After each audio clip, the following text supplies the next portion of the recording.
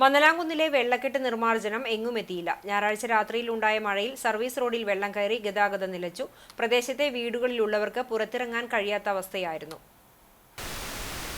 പുന്നൂർകുളം ഗ്രാമപഞ്ചായത്തിലെ മന്നലാംകുന്ന് പ്രദേശത്ത് ദേശീയപാത നിർമ്മാണവുമായി ബന്ധപ്പെട്ടുണ്ടായ വെള്ളക്കെട്ട് പരിഹരിക്കുന്നതിനുവേണ്ടി രണ്ടാം തവണയും NK അക്ബർ MLAയുടെയും സബ് കളക്ടർ അഖിൽ വി മേനോന്റെയും നേതൃത്വത്തിൽ യോഗം ചേരുകയും പ്രശ്നബാധിത പ്രദേശം സന്ദർശിച്ച് സ്ഥിതിഗതികൾ വിലയിരുത്തുകയും ചെയ്തിരുന്നു.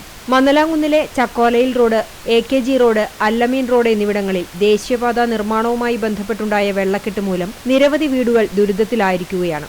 ദേശീയപാത നിർമ്മാണം തുടങ്ങിയതിനു ശേഷം മഴക്കാലമായാൽ പ്രദേശവാസികൾക്ക് പുറത്തിറങ്ങാൻ കഴിയാത്ത അവസ്ഥയാണ്. പലരുടെയും വീടുകളിലേക്ക് വെള്ളം കയറുന്ന അവസ്ഥയാണ്. എല്ലാ തവണയും സംഭവ സമയം അധികൃതർ എത്തി ഉടൻ ശരിയാക്കാം എന്ന് പറഞ്ഞു പോവുകയല്ലാതെ വെള്ളക്കെട്ട് നിർമ്മാർജ്ജനത്തിനുള്ള പ്രവൃത്തികളൊന്നും ചെയ്യാറില്ല.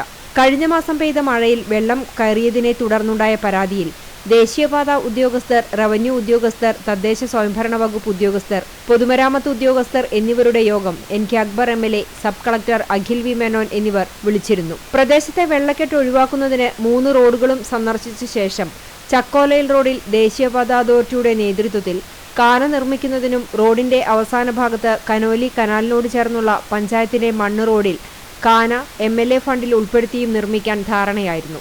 ജില്ലാ കളക്ടർ, പ്രോജക്ട് ഡയറക്ടർ എന്നിവരുമായി കൂടിയാലോചിച്ച് തീരുമാനമെടുക്കാൻ സബ് കളക്ടറെ ചുമതലപ്പെടുത്തുകയും ചെയ്തു. എന്നാൽ പിന്നീട് ഒരു പ്രവൃത്തികളും നടത്തിയില്ല. തുടർച്ചയായി 3 ദിവസം വലിയ മോട്ടോർ പമ്പ് സെറ്റ് വെച്ചാണ് വെള്ളം വറ്റിച്ചത്.